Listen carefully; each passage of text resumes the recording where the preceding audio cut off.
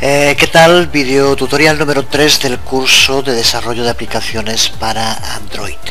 Llegados a este punto y ya con lo fundamental del entorno de trabajo conocido, hay que empezar a tomar decisiones, hacia dónde orientarnos. A pesar de su juventud, el framework de aplicaciones de Android es ya enorme e incluso si no se está acostumbrado puede parecer en un principio muy confuso. Entrar en la referencia y ver la cantidad de APIs que allí aparecen puede echar a muchos para atrás. Para cada posible tarea que queramos hacer, muy probablemente hay una API que podemos utilizar, aunque eso no signifique que tengamos que usar todas las APIs o mucho menos que tengamos que saberlas. De ahí la importancia de saber usar bien la referencia y la documentación en general que veíamos en el anterior video tutorial. Pero sin algo más nos seguiremos perdiendo entre el mare magnum de APIs, clases, interfaces.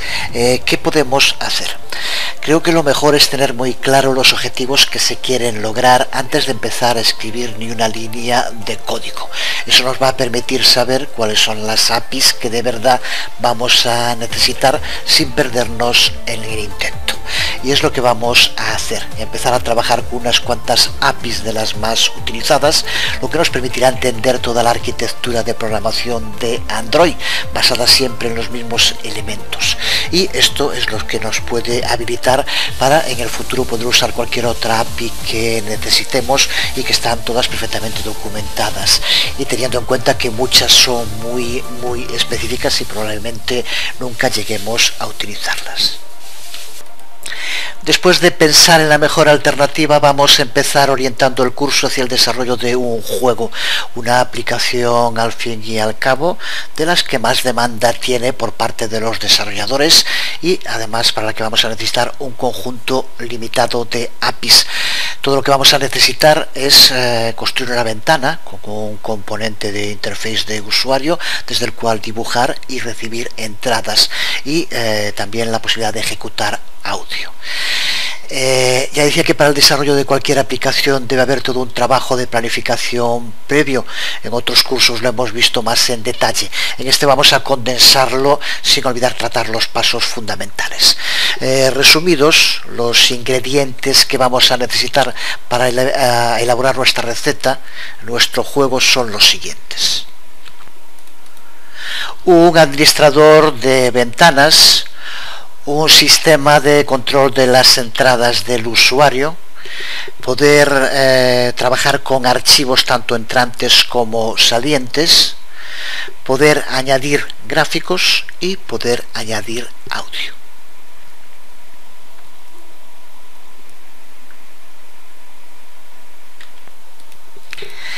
Sin embargo, como con todos los buenos edificios, empezaremos por los cimientos y no por el tejado. Y en una aplicación Android los cimientos se encuentran en el manifest file, el archivo manifiesto, que ya hemos visto en los dos primeros videotutoriales, pero que es clave entender bien para llegar a comprender la estructura de las aplicaciones Android. Una aplicación Android puede consistir en una multitud de diferentes componentes, pero algunos de estos componentes están presentes siempre y son los primeros con los que debemos familiarizarnos al trabajar en este sistema operativo. Aclaro antes de decir cuáles son que voy a intentar referirme siempre a ellos por su nombre original para evitar confusiones. Los componentes clave de toda aplicación Android son las activities, que son componentes del lado del usuario que presentan una interface para poder interactuar con ellas. En segundo lugar, los services, que son procesos que funcionan en segundo plano y no tienen una interface de usuario visible. Un service, por ejemplo, puede ser el responsable de monitorear un chat para comprobar cuando hay una nueva entrada en el mismo. El tercer componente clave son los intents, que son los mensajeros de la aplicación. Pueden notificarnos eventos que tienen lugar en el sistema, como por ejemplo que se haya conectado un cable USB, pero también son usados para iniciar otros componentes de nuestra aplicación. Pueden lanzar activities o pueden pedir a otras aplicaciones externas que ejecuten una acción, por ejemplo que se abra una galería de fotos o iniciar la aplicación de la cámara para tomar una foto. Y el cuarto componente clave, que es el broadcast receivers, que son los receptores de emisión y reaccionan ante intents específicos. Cuando se produce un intent, un broadcast receiver puede ser el encargado de ejecutar una acción, puede iniciar una activity específica o puede devolver otro intent al sistema para que siga el proceso. Hay desde luego muchos más componentes, entre ellos otros importantes como los content providers, por ejemplo, que son los encargados de poner en contacto nuestra aplicación con otras aplicaciones del sistema. Ya decía antes que son componentes con los que tenemos que familiarizarnos inmediatamente. Fundamentalmente estos cuatro que vemos están en el núcleo del diseño de una aplicación Android y están presentes siempre en todos los desarrollos. Pero ¿por dónde empezar? ¿Cómo ordenar todas estas piezas? ¿Cómo colocarlas y relacionarlas en el edificio que queremos levantar? Lo primero, decir que una aplicación Android no tiene un único punto de entrada. Es a lo que estamos acostumbrados cuando programamos con otros lenguajes o otros sistemas operativos. Es lo que ocurre, por ejemplo, con el método main de Java. Pues Android no cuenta con nada parecido. En su lugar, los componentes de una aplicación Android se ponen en marcha o se les pide que ejecuten una determinada acción mediante intents específicos. Pero de nuevo, ¿cómo se ordena todo esto? Necesitamos unos planos del edificio y ahí es donde aparece el manifest file de la aplicación. Es donde vamos a tener que indicar los componentes que incluye nuestra aplicación y a qué intents deben reaccionar cada uno de ellos. Así que el sistema Android usa este archivo manifest para conocer cómo está hecha nuestra aplicación. Por ejemplo, en el archivo manifest, y ya lo hicimos en los primeros videotutoriales, es donde tenemos que indicar la activity por defecto que se va a mostrar cuando la aplicación se ha iniciado. Desde luego el manifest file sirve para más cosas que para definir los componentes de una aplicación. Resumimos en la siguiente lista las partes relevantes de un archivo manifest en el contexto del desarrollo del juego que estamos iniciando. Aparecerá la versión de nuestra aplicación como es mostrada y usada en el Android Market, las versiones de Android en las que nuestra aplicación se puede ejecutar, los perfiles de hardware que nuestra aplicación requiere, como por ejemplo multitouch o resoluciones de pantalla específicas, soporte para OpenGL, etc. Y los permisos para usar componentes específicos, como puede ser escribir en la tarjeta SD o acceder a la red. Vamos a crear una plantilla manifest que podremos reutilizar con ciertas modificaciones en muchos de los proyectos que vayamos desarrollando. Y es también el primer trozo de código que debería pasar a formar parte de tus librerías Android, dentro de la sublibrería manifests, por ejemplo. Todos sabemos lo importante que es saber dónde está aquel trozo de código que justo nos hace falta ahora. Pues tiene que estar en una muy completa y bien organizada librería propia. Haya las APIs que haya, nunca debe de faltar esta librería. Es cierto que los repositorios online son muy completos, pero nada como el propio repositorio, sobre todo para las cosas fundamentales como este archivo manifest del que estamos hablando.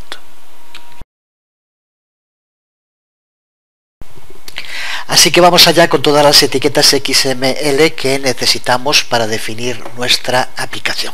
No vamos ahora a pararnos en explicar lo que es el lenguaje XML. En cursos como el de PHP o en el de Ajax se trata bastante en profundidad.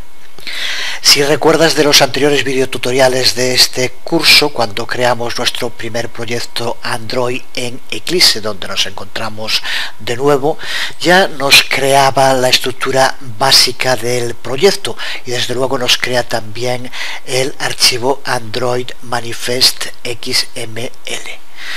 Aquí vemos el manifest de nuestra primera aplicación. Vamos a ampliarlo y vamos a dejar este tal como está y vamos a usar otro archivo XML para ir explicando todo esto en detalle. De momento aquí tenemos una única etiqueta, que es la etiqueta manifest, el elemento raíz de un archivo Android manifest XML. En XML el elemento raíz es el que incluye a todos los demás y siempre tiene que existir. Vemos este ejemplo básico. Observa que de momento solo tenemos una única etiqueta, la que decíamos hace un momento, la etiqueta raíz manifest.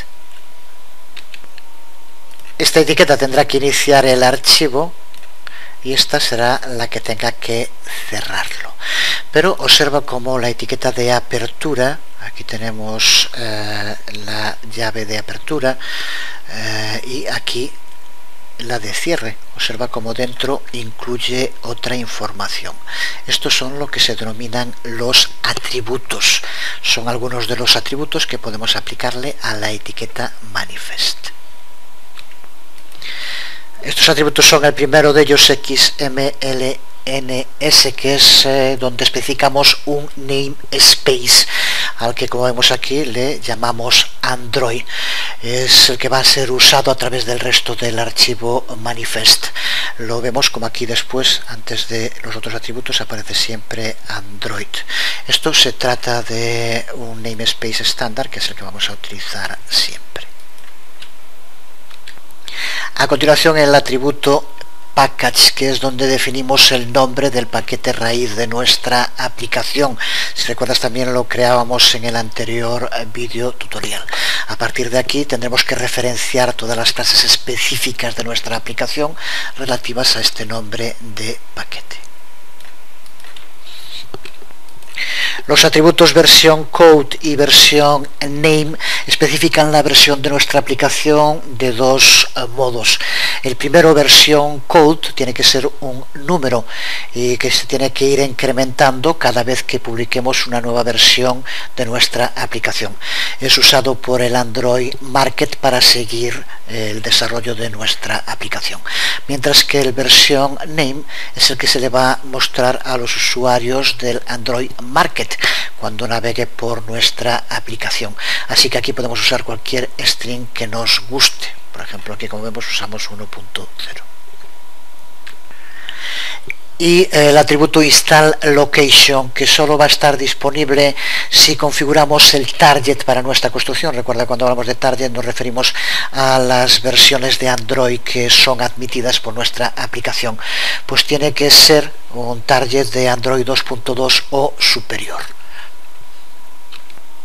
Aquí lo que especificamos es dónde debe ser instalada nuestra aplicación. Con el uso del string prefer external le estamos diciendo al sistema que nos gustaría que la aplicación se instalara en la tarjeta SD. Ya digo que solo funciona a partir de Android 2.2 o superior. Las anteriores versiones simplemente lo ignoran, así que no hay problema.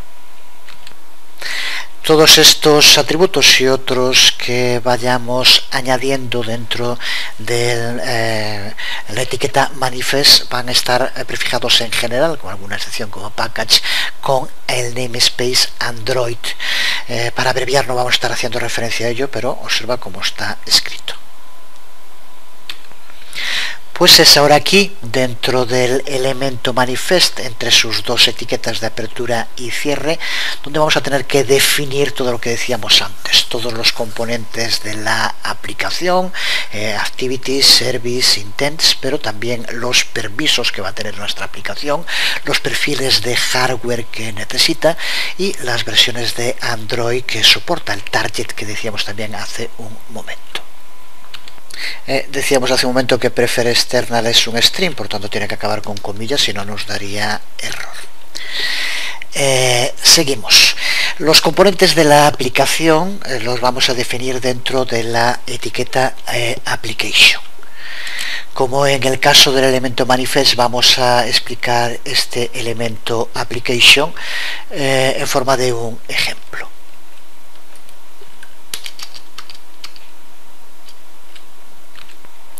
Si recuerdas, es lo mismo que ya habíamos utilizado en nuestro primer proyecto.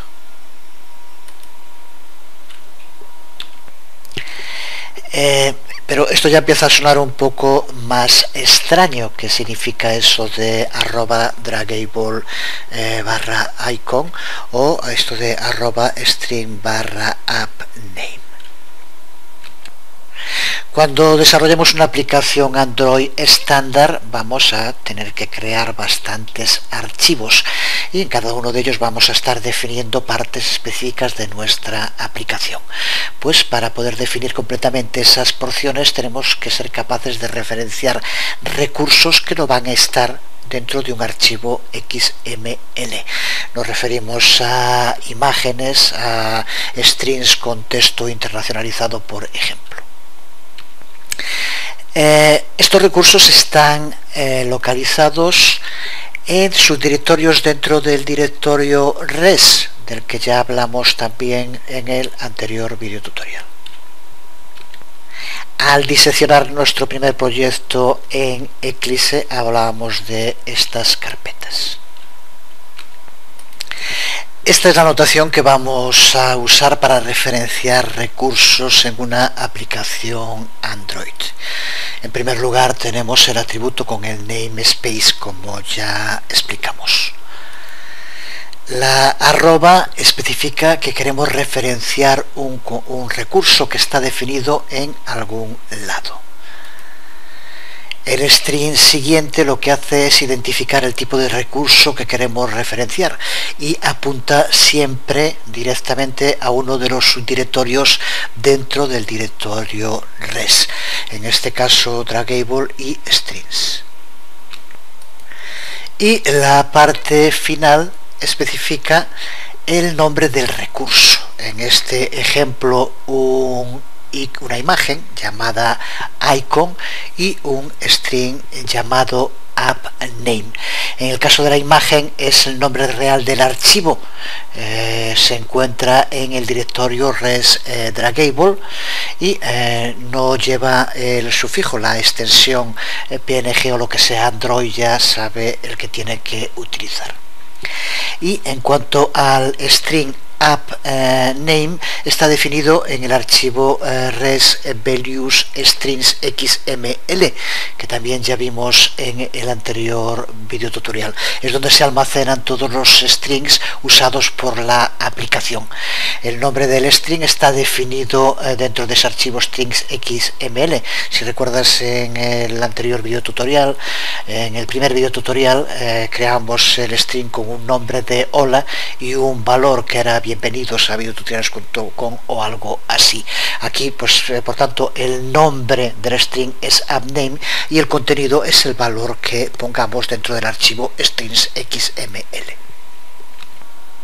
Pues con esto el significado de los atributos del elemento application deben convertirse en mucho más claros. El atributo icon especifica la imagen del directorio res draggable que va a ser usada como un icono para la aplicación. Es el icono que se mostrará en el Android Market y también en el lanzador de la aplicación del dispositivo. Y es también el icono por defecto para todas las actividades que definamos, las activities.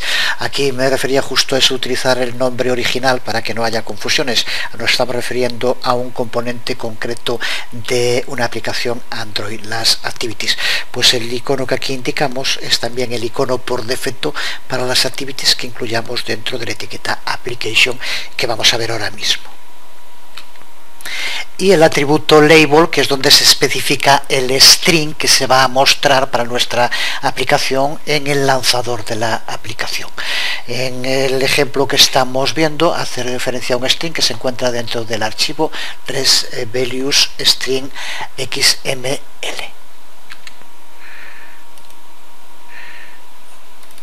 recuerda que ya lo vimos. Aquí lo tenemos, app name, que en este caso podemos darle el nombre que queramos. Podemos hacerlo desde aquí o verlo también en el código XML directamente.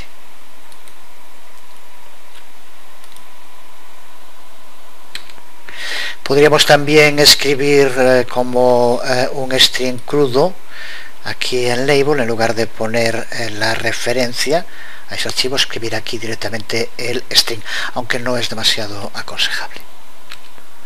Lo que incluyamos en label es lo que será mostrado en la barra de título de nuestra aplicación, y también es el label por defecto para las activities que incluyamos dentro de la etiqueta application.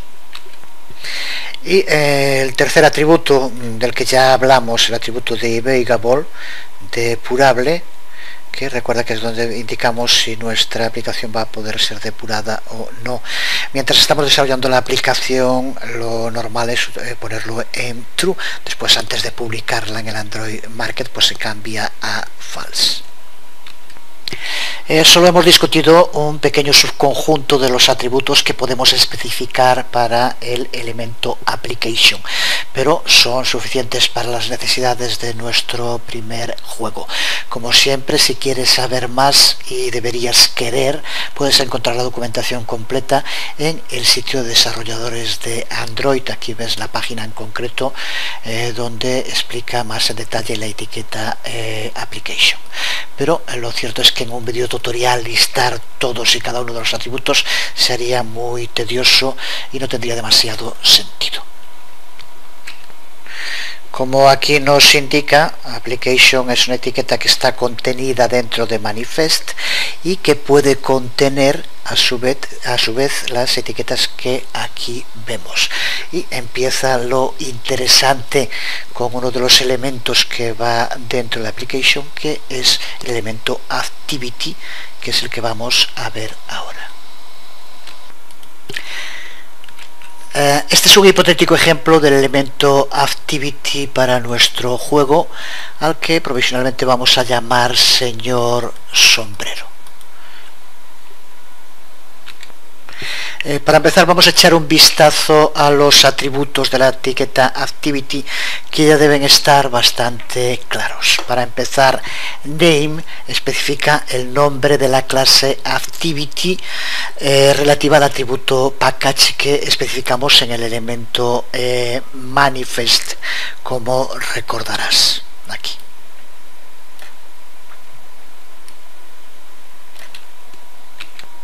El segundo atributo label, que ya especificamos hace un momento también dentro de la etiqueta application. Aquí lo que le indicamos es el string que va a aparecer en la barra de título de la activity, siempre que tenga barra de título, ya que puede ser que la tenga o no. Y será usado para el texto mostrado en el lanzador de la aplicación si definimos esta activity como el punto de entrada para nuestra aplicación. Si no especificamos este atributo, entonces recuerda que por defecto se utiliza el que se haya indicado en el atributo label de application.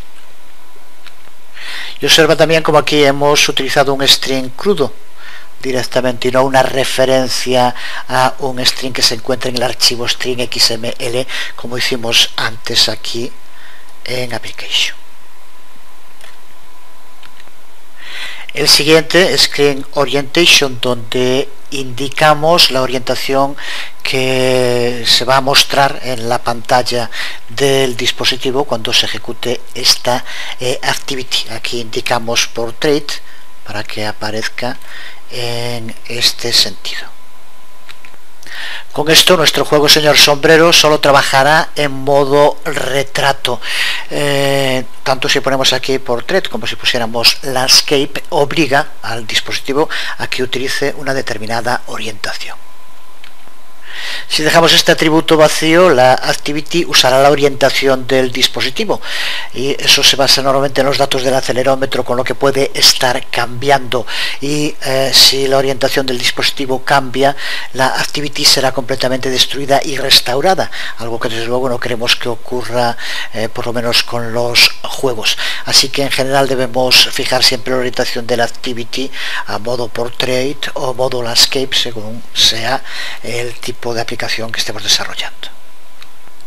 Aunque también contamos con el siguiente atributo, con config change, porque en Android reorientar el dispositivo, pasar de una a otra de las orientaciones, o también por ejemplo que aparezca el teclado cuando se desliza sobre la pantalla, se considera como un cambio de configuración, y cuando se producen esos cambios de configuración, Android destruye lo que hay en pantalla y lo vuelve a restaurar para acomodarse al cambio que se ha llevado a cabo.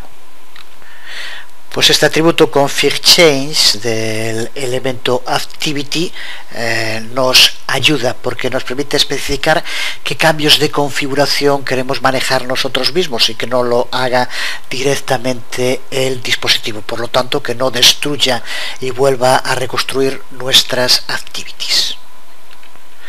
Podemos especificar la configuración de cambios múltiples mediante el uso de la barra vertical, aunque aquí no lo parece mucho por el tipo de letra.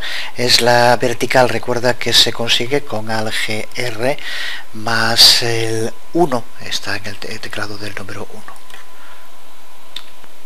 Aquí indicamos que los cambios del keyboard hidden y orientation, los vamos a manejar nosotros mismos. Se refiere a cuando aparece el teclado, cuando se oculta y cuando cambia la orientación de la pantalla. Estos son los atributos del elemento activity que necesitamos. Desde luego hay más y te remito de nuevo a la documentación de Android para profundizar en ellos. Porque vamos a la otra parte interesante que hay que entender bien. Seguro que ya te has fijado que en Activity no solo hemos puesto atributos, sino que también hemos incluido dentro de Activity otros elementos. En este caso un elemento y dentro de él otros dos. Vamos a explicar por qué.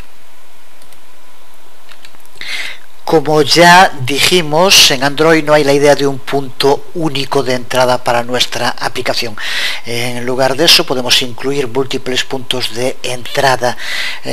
Son puntos de entrada en forma de activities o de service y pueden ser iniciados a partir de intents específicos que puede enviar el sistema o puede enviarlos también una tercera aplicación. De algún modo tenemos que comunicarle a Android cuáles son las activities y los services de nuestra aplicación que van a reaccionar y de qué modo lo van a hacer ante cuando se lleve a cabo algún intent específico. Y es aquí donde hace su aparición el elemento intent filter, que es el que aquí tenemos. En este ejemplo especificamos dos tipos de intent filter. Uno, una action, y otro una category. Con el primero de ellos, con el elemento action, lo que vamos a hacer es decirle a Android que esta activity que estamos creando va a ser un punto de entrada principal para nuestra aplicación. Y con el segundo elemento, el elemento category, lo que especificamos es que queremos que esta activity sea añadida al lanzador de la aplicación. Con estos dos elementos, Android sabrá que cuando se ha pulsado el icono de nuestra aplicación debe empezar esta activity específica.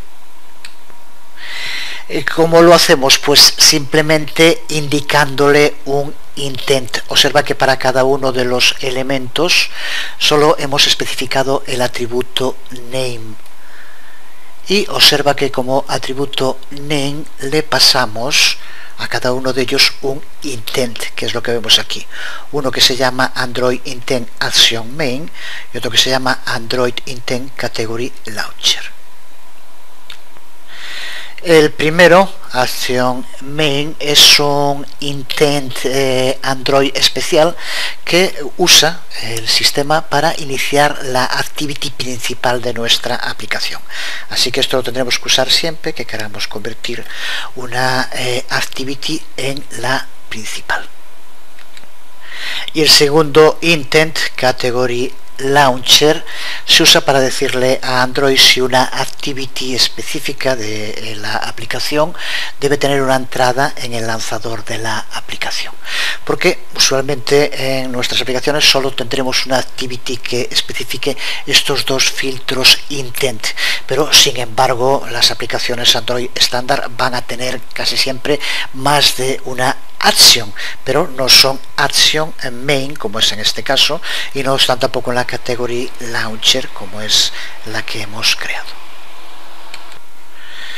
Por ejemplo, este podría ser otro ejemplo, valga la redundancia, de una activity, de una segunda activity dentro de la etiqueta application. Observa como aquí no especificamos ningún filtro intent, solo los 4 atributos de la activity que ya hemos visto antes. Aquí niveles activity es el nombre que tiene que llevar. Cuando creamos una activity de este modo, solo se puede acceder a ella desde dentro de la propia aplicación. Dejamos el elemento application y volvemos a otros elementos que definimos como hijos del elemento raíz manifest, y uno de estos elementos es el elemento uses permission. Android cuenta con un modelo de seguridad muy elaborado. Cada aplicación se ejecuta en su propio proceso y máquina virtual. Es una variante del User and Group de Linux. De ese modo las aplicaciones no pueden influir unas en otras. Y Android también restringe el uso de los recursos del sistema, como pueden ser los servicios de red, la tarjeta SD, el hardware de audio y de grabación. Si nuestra aplicación quiere usar cualquiera de estos recursos del sistema, tenemos que pedir permiso, y eso se hace con el elemento uses permission. Un permiso siempre tiene la siguiente sintaxis, la que vemos aquí en pantalla, donde string especifica el nombre del permiso que queremos que se conceda. Y vemos algunos nombres de permisos predefinidos que pueden sernos útiles. Android Permission Record Audio, que nos concede acceso al hardware de audio y de grabación. Android Permission Internet, que nos concede acceso a todas las APIs de red, así que podemos, por ejemplo, obtener una imagen de la red o subir las puntuaciones del juego a un servidor. Android Permission Write External Storage, que nos permite leer y escribir archivos de almacenamiento externo. En general va a ser en la tarjeta del dispositivo. Y Android Permission Wake Lock, que nos permite contar con un sistema de antibloqueo. Los dispositivos, cuando llevan un tiempo sin ser usados, normalmente puede que se bloquee la pantalla, y con algún juego, si no utiliza determinadas funcionalidades, puede que el dispositivo considere que está inactivo y por lo tanto bloquea. Pues con el uso de este permiso Wake Lock no se nos podrá bloquear el juego en ningún momento.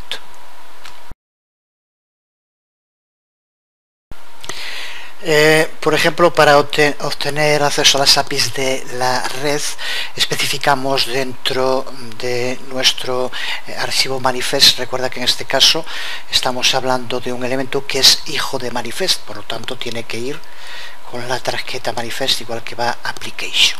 Así que aquí escribimos, por ejemplo, uses permission, y le damos el permiso que decíamos para acceder a las APIs de red.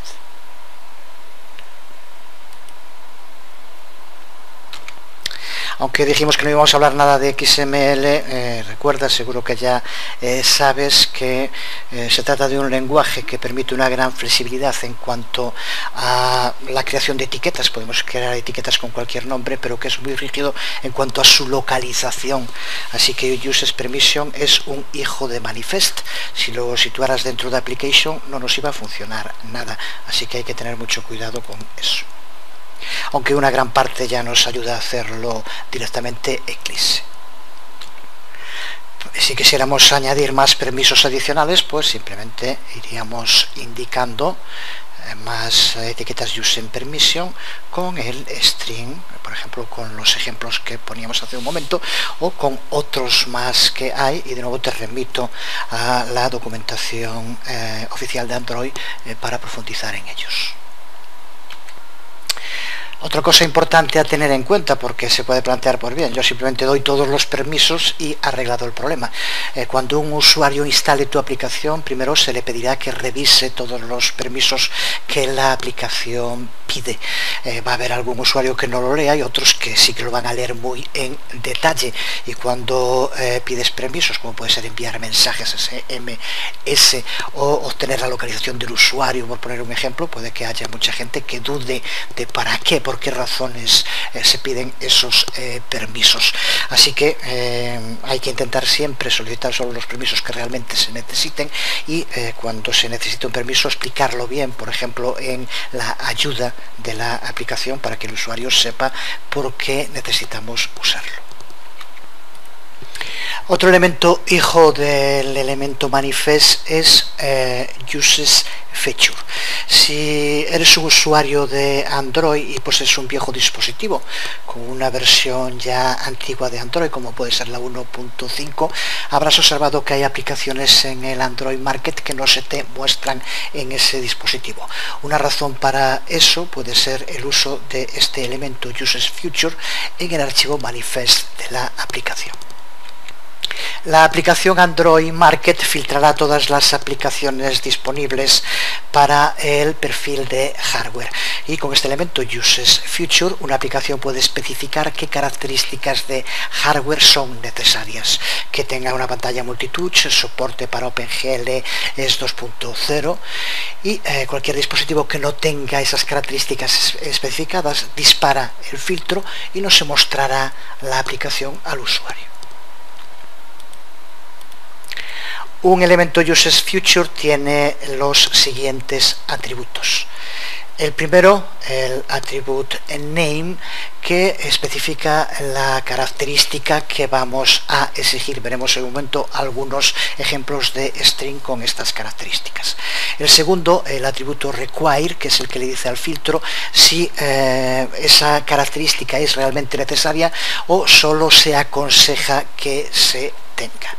Y el tercero, que es opcional y solo se usa cuando se requiere una versión específica de OpenGLES.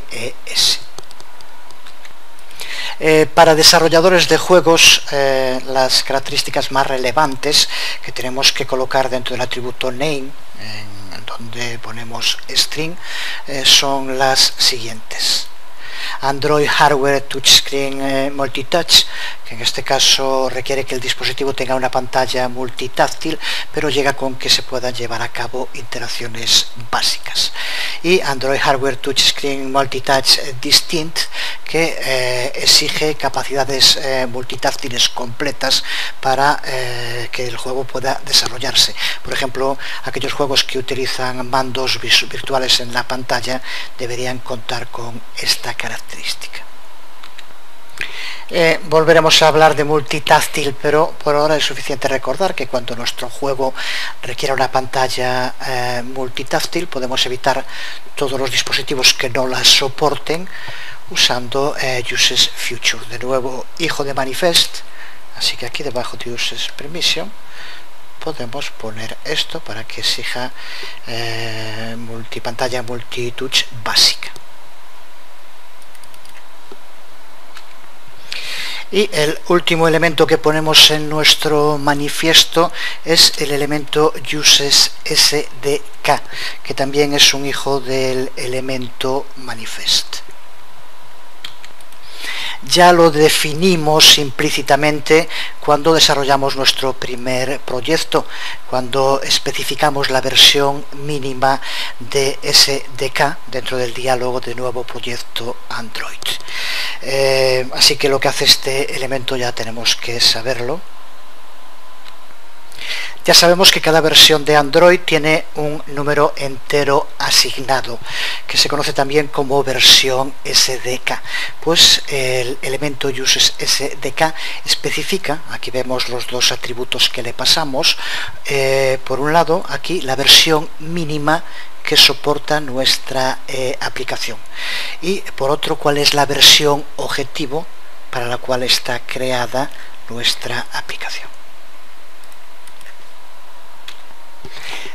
Una vez visto los elementos que necesitamos para nuestro archivo manifest, vamos a combinar toda la información precedente y vamos a desarrollar un sencillo método paso a paso para crear un proyecto para el juego Android desde Eclipse. Lo que creemos nos puede servir de plantilla para cualquier otro proyecto que desarrollemos posteriormente. Empezamos resumiendo lo que queremos que sea capaz de hacer nuestra aplicación. En primer lugar, debe ser capaz de usar las características de las últimas versiones del SDK y al mismo tiempo mantenerse compatible con versiones del SDK más antiguas. Esto significa que queremos que soporte Android 1.5 y superiores.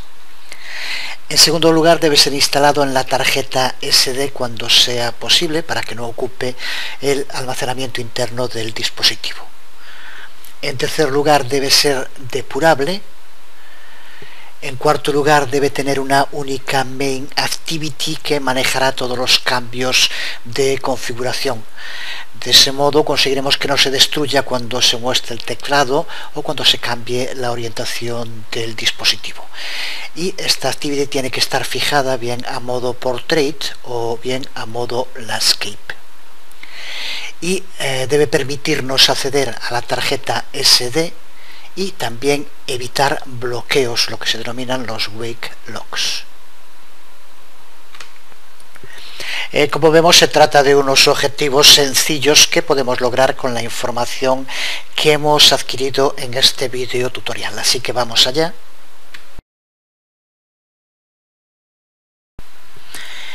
Empezamos por crear un nuevo proyecto Android en Eclipse, como ya sabemos hacer.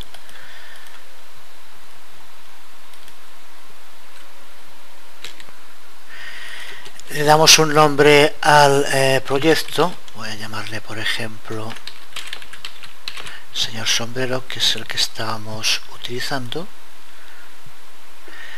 y elegimos aquí el destino, el target. Vamos a volver a elegir el mismo que hicimos en la anterior ocasión.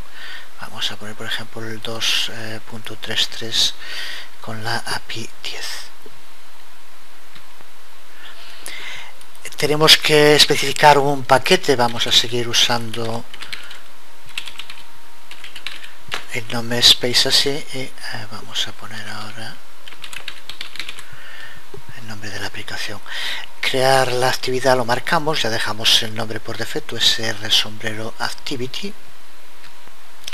Y como min SDK versión vamos a poner la 3, nos dirá que un mensaje que no coincide con la API que elegimos, pero queremos que pueda también ejecutarse en anteriores versiones. Así que con esto, para ahora que se construya el proyecto, tenemos que pulsar en Finish.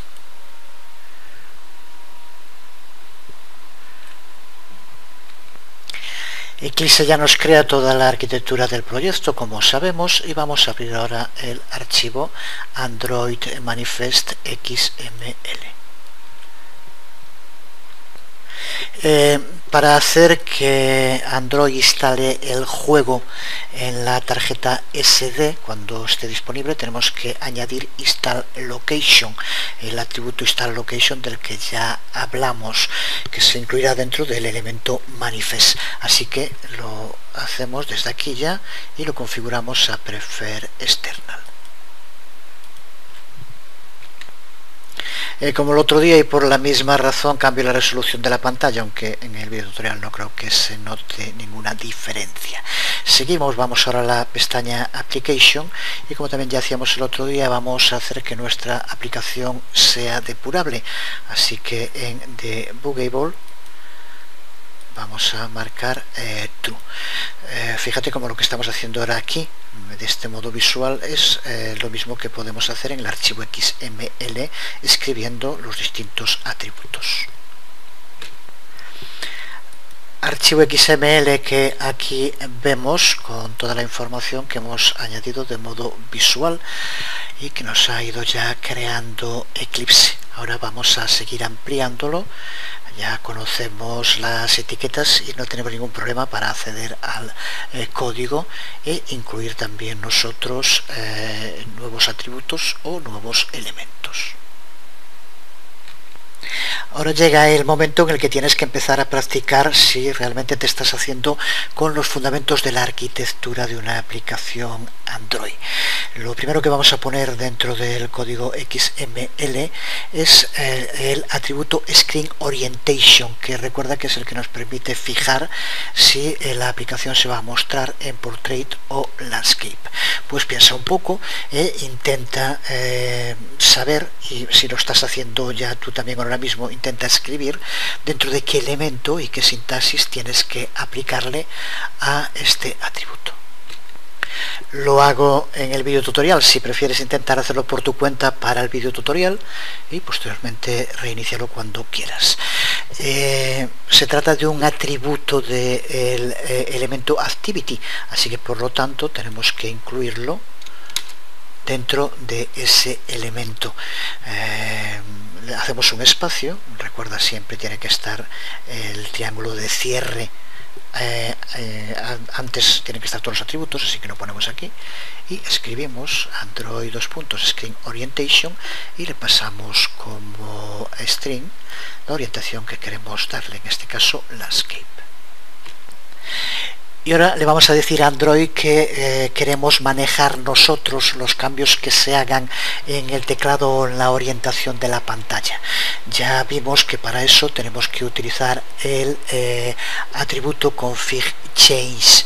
De nuevo intenta escribirlo y tanto localizarlo en el lugar concreto como escribir su sintaxis correctamente. De nuevo es un atributo de Activity, así que lo incluimos dentro de ese elemento, el atributo config change, y recuerda que podemos pasarle más de un valor usando la barra vertical. Observa como el propio Eclipse, el SDK de Android, al haber indicado que la Activity, señor sombrero Activity, es la principal, ya añade el intent filter con los dos intents, el action y el category, de los que también ya hablamos. Ahora vamos a añadir dos elementos Use Permission dentro, recuerda, del elemento Manifest, y como el atributo Name vamos a usar el de Write External Storage y el de Wake Lock. Así que de nuevo intenta escribirlo por tu cuenta, de localizarlo en el lugar que tiene que ir. Recuerda que son hijos de Manifest, por lo tanto fuera de Application. Lo escribimos, ya también lo hemos visto, así que no tiene que tener ningún problema para escribirlo y para entenderlo. Y por último vamos a añadir dentro del elemento Uses SDK, que nos creó aquí, pero como vemos solo aparece el min SDK version, así que vamos a añadirle el otro atributo del que hablamos también antes, target SDK version. Voy a borrarlo de aquí, aunque desde luego puede ir ahí también, ya que está como hijo de Manifest, que es lo que importa, puede estar antes o después de Applications, eso es lo de menos, pero vamos a ponerlo aquí al final, min SDK version y target SDK version. sigue apareciendo la advertencia porque usamos una versión mínima que es distinta de la versión objetivo, pero ya queremos que sea así para que se pueda nuestra aplicación ejecutar en versiones anteriores de Android también. Pues aquí tenemos en 10 sencillos pasos, como decíamos, el manifiesto totalmente definido de una aplicación que se instalará en la tarjeta SD siempre que sea en Android 2.2 o superior, que es depurable, que tiene una orientación fijada, en este caso pusimos Landscape, y que permite controlar los cambios de configuración para que no interrumpa el juego. Nos permite acceder a la tarjeta SD y evitar que haya bloqueos, y trabajará con todas las versiones de Android desde la 1.5 hasta la última versión. En este caso hemos puesto la API 10, y este es el código XML, el manifest, que nos permite que todo esto se realice. Pues hasta aquí llegamos. En el siguiente video tutorial vamos a dedicarlo a profundizar en las APIs que necesitaremos para desarrollar el juego. Creo que con lo visto hoy, el archivo manifest y todos los elementos y atributos que hemos tratado, queda un video tutorial denso, espero que interesante también. Así que lo dejamos por hoy aquí nada más. Os habló Jesús Conde, nos vemos.